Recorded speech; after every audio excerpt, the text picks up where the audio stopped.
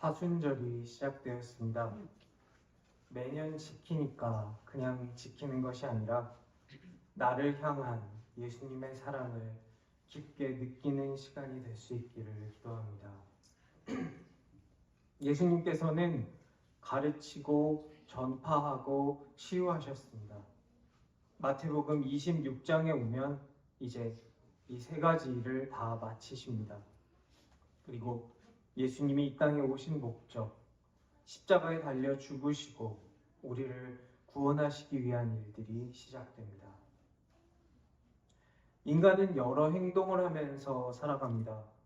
위대한 일을 하기도 하고 하지 않았던 것이 더 좋았을 뻔한 끔찍한 행동을 하기도 합니다. 인간이 어떤 행동을 하는 데에는 보통 어떠한 요인이 존재합니다. 사명이나 대의명분, 사상일 수도 있고 원한이나 복수심이나 보상심리인 경우도 있습니다. 오늘 우리가 읽은 말씀에는 두 가지의 다른 요인이 사람들을 움직이게 만듭니다. 먼저 계산이 사람을 이끄는 경우입니다. 오늘 말씀에 등장하는 제자들은 한 여자의 행동에 분개합니다. 그 사람이 향유 한 옥합을 가지고 나와서 식사 중인 예수님의 머리 위에 부었기 때문입니다. 밥 먹는데 방향제 뿌리면 밥 냄새는 하나도 안 나고 머리만 아픈 그런 상황이라서 화를 내고 있는 것이 아닙니다. 당시 사회에서 손님의 머리에 기름을 바르는 것은 손님에 대한 존중과 환대의 표시였습니다. 제자들이 분개했던 이유는 그 기름이 그냥 기름이 아니라 매우 귀한 향유였고 그 양이 일반적이지 않았기 때문입니다. 시편 23편을 보면 주께서 내 원수의 목전에서 내게 상을 차려주시고 기름을 내 머리에 부으셨으니 내 잔이 넘치나이다 라고 찬송합니다. 기름을 머리에 붓는 것은 손님을 환영하는 일반적인 일이었습니다. 하지만 오늘 말씀에 등장한 여인은 일반적인 기름이 아니라 매우 귀한 향유를 부었습니다. 우리는 향수를 쓸 때 이렇게 한두 번 뿌리지 그 병을 열어서 붓지는 않습니다. 그런데 오늘 말씀에서는 열어서 다 부은 것입니다. 오늘 나온 이 향유의 가격을 300데나리온이다 라고 기록한 말씀도 있습니다. 당시 일반적인 일꾼 한 사람의 하루치 일당이 한 데나리온이었다는 것을 감안하면 거의 주 6일로 1년을 숨만 쉬면서 꼬박 일해야 살 수 있던 그런 가치의 향유였던 것입니다. 그런데 그걸 한 번에 다 부은 것입니다. 제자들의 돈으로 사서 부은 것도 아니고 자기가 그냥 감사해서 부은 것인데 제자들은 그것을 허비한다라고 말하면서 분개합니다.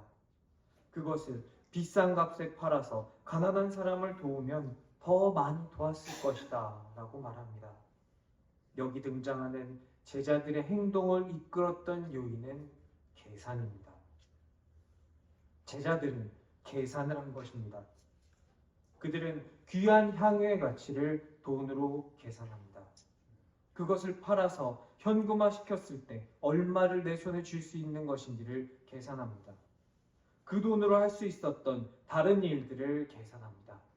그리고 이미 열려서 다 부어져 버린 다시 돈으로 돌이킬 수 없는 향유 옥합을 바라봅니다. 제자들을 분개하게 만든 것도 귀한 것을 허비한다고 비난하게 만든 것도 계산에서 시작되었습니다. 계산이 그들의 행동을 이끌었습니다. 예수님의 평소의 가르침을 생각하자면 제자들의 말이 조금은 일리 있을지 모릅니다.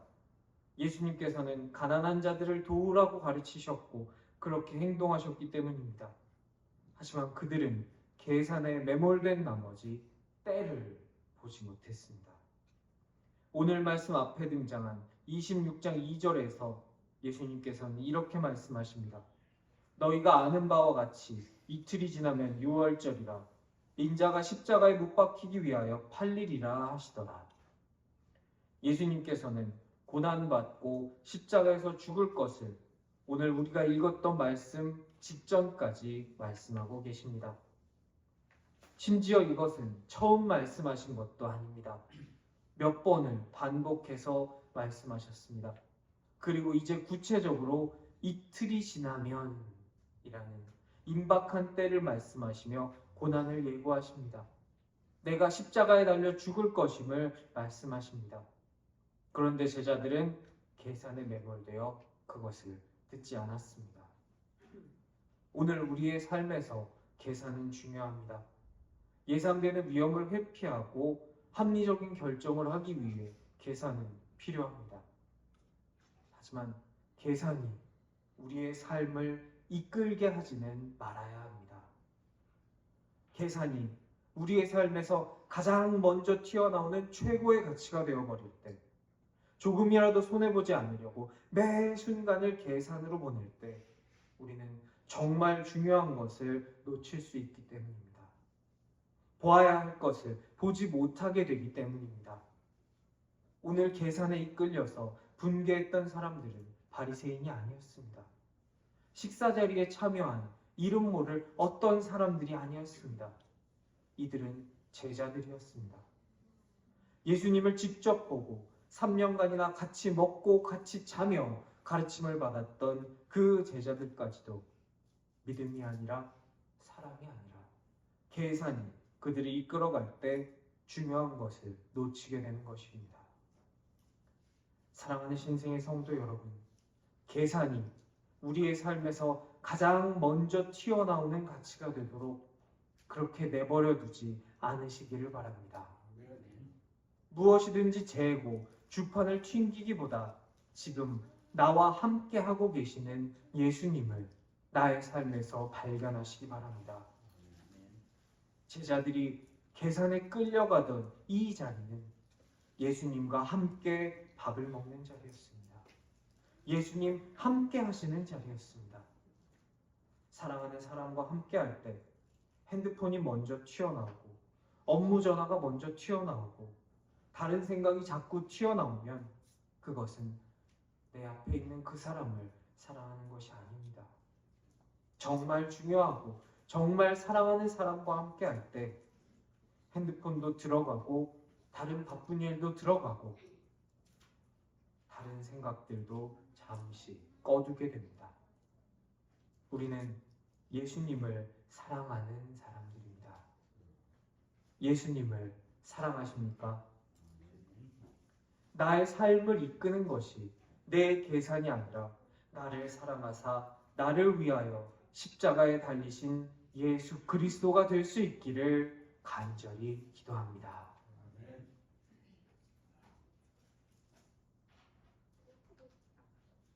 오늘 우리가 읽은 말씀 바로 앞에는 굉장히 흉측한 의논이 등장합니다. 대제사장과 백성의 장로들이 예수님을 잡아 죽이기 위해 가야바의 관정에 모여서 흉계를 꾸미는 장면입니다. 이들의 삶 역시 계산이 이끌어가고 있습니다. 이들은 시대를 잘 파악했습니다. 어떤 것이 자기에게 이익이 될지 계산하는 것에 빨랐습니다. 옳고 그름은 그들의 계산에 있어서 중요하지 않았습니다. 지금 하나님 나라의 새 질서를 열어 보이시는 분이 오시고 있습니다. 새 질서 앞에 선 이들은 계산합니다.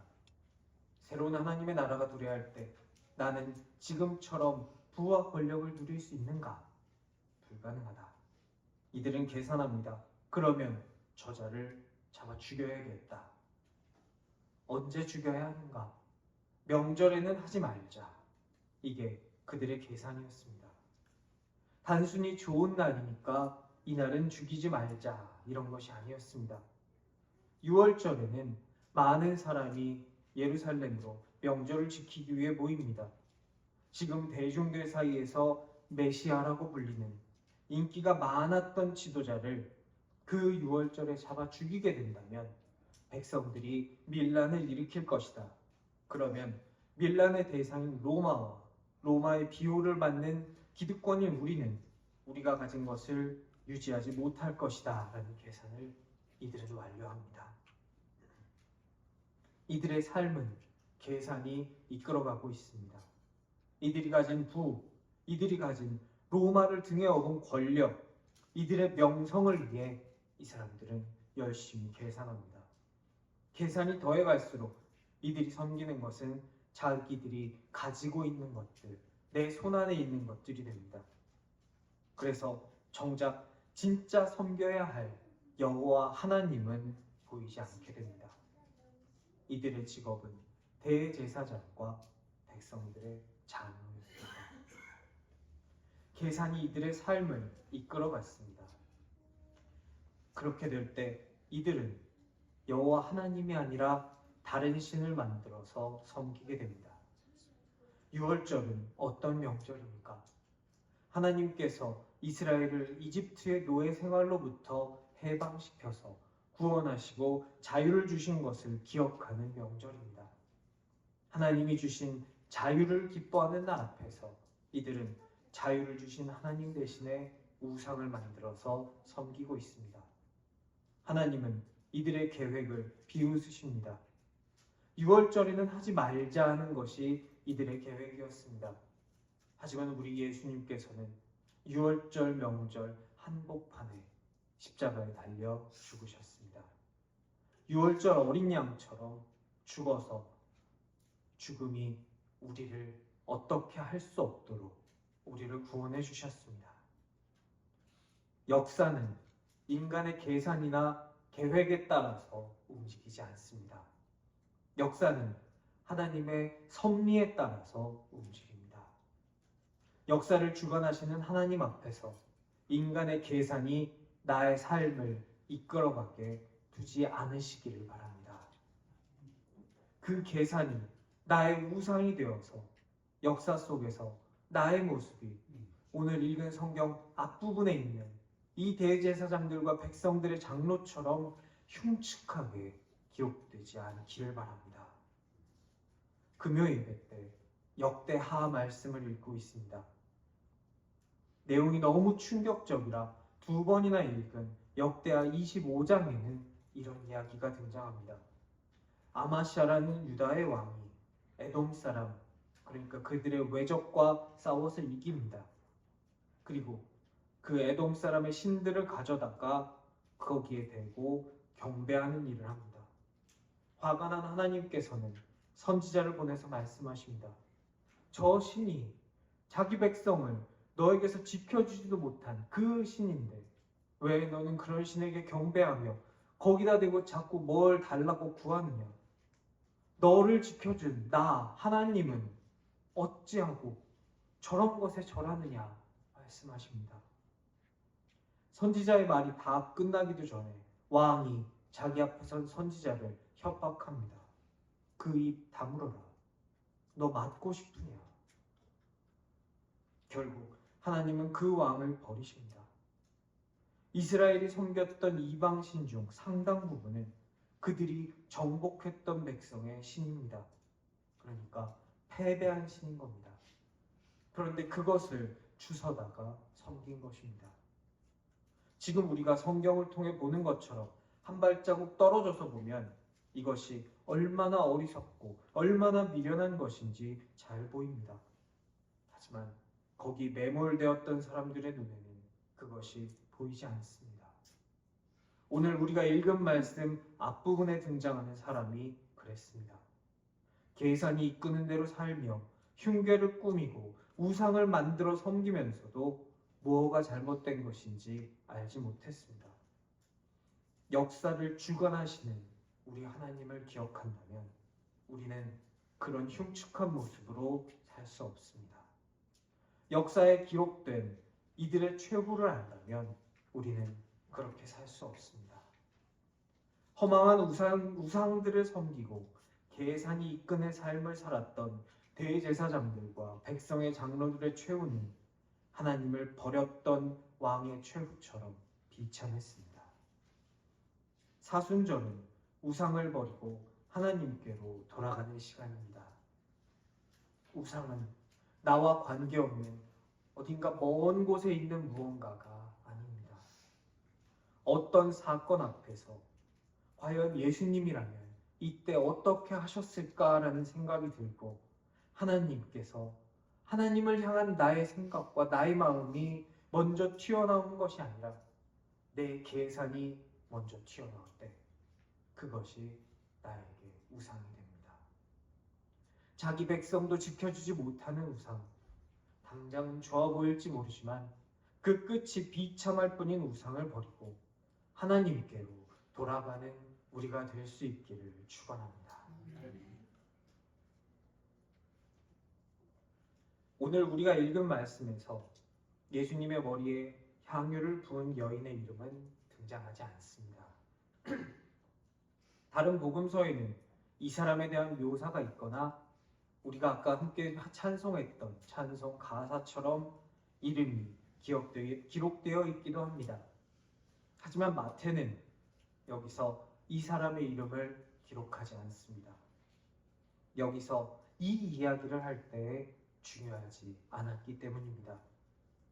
향유가 나드 향유라는 것도 그 가격이 300데나리온이나 한다는 것도 마태는 기록하지 않았습니다. 마태는 이 여인이 사랑이 이끄는 사람이라는 것에 주목해서 오늘 말씀을 기록합니다. 이 여인은 막달라 마리아일 수 있습니다. 그 동네에서 제일 가는 죄인이었던 여인일 수도 있습니다. 혹은 이제는 예수님으로 인해 고침받은 베다니 나병 환자 시몬의 가족이었을 수도 있습니다. 이 사람이 누구건 중요한 것은 이 사람이 사랑에 이끌림되어서 오늘 말씀에 등장하는 행동을 했다는 데 있습니다. 이 사람은 사랑한 이유야 어떻든 간에 예수님을 사랑했습니다. 이 사랑은 사람이 주체할 수 없을 만큼 넘쳐서 예수님에 대한 이 사랑을 어떻게 해서든 표현하고 싶게 이 여인을 이끌었습니다. 이 당시 나드 향유는 굉장히 고가였습니다. 그래서 결혼 지참금으로도 사용되었습니다. 반대로 말하자면 이게 없으면 이 여인이 결혼하는데 지장이 생길 수도 있다는 것입니다. 하지만 지금 이 여인에게는 그 사실이 더 이상 중요하지 않습니다. 내 앞에 더 중요한 가치 예수 그리스도가 있었기 때문입니다. 지금 더 중요한 일, 그 중요한 가치 앞에서 이 여인은 자기의 사랑을 표현합니다. 우리가 사랑이 이끄는 대로 행할 때 하나님께서 우리를 인도하십니다. 이 사람은 아마 자기가 했던 행동이 예수님의 장례식을 위하여 하는 행동이라는 것을 알지 못했을 것입니다. 그저 자기에게 예수님을 향한 어찌할 수 없는 그 사랑을 표현하고 싶었을 것입니다. 하지만 사랑이 이 사람을 이끌었을 때 하나님께서 이 사람을 인도하여 주셨습니다. 이 여인의 행동은 이제 죽음을 눈앞에 두신 예수님의 장례를 예비하는 행동이 됩니다. 다른 복음서에서 예수님의 무덤을 보러 부활절 아침에 달려갔던 여인들의 손에는 향품이 들려 있습니다. 하지만 마태의 기록에서 여인들의 손에는 아무것도 들려 있지 않습니다. 이미 향유를 발랐기 때문입니다. 내 눈앞에 닥쳐온 일이 나의 계획이나 나의 계산과 다른 일일 경우를 우리는 살면서 종종 마주합니다.